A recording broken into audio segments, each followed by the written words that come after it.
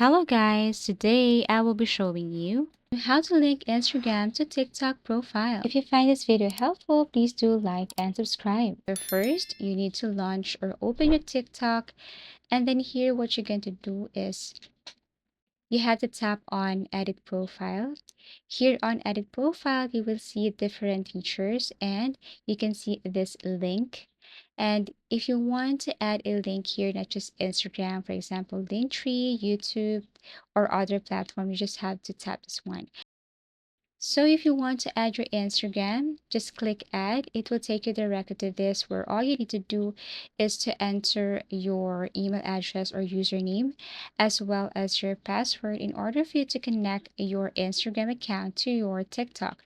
So let me add my username right here. After that, tap on or enter your password, and then after that, tap on login. You will be redirected to your Instagram, and all you need to do here is to make sure that this is the correct account. If not, then you can do it again. So add and then enter your email address or password. Make sure also that your email or username is correct as well as your password. Once successful, then all you have to do here is to just review if this is your Instagram account. So now it is already connected or automatically connected to your TikTok. Just tap on save or save info.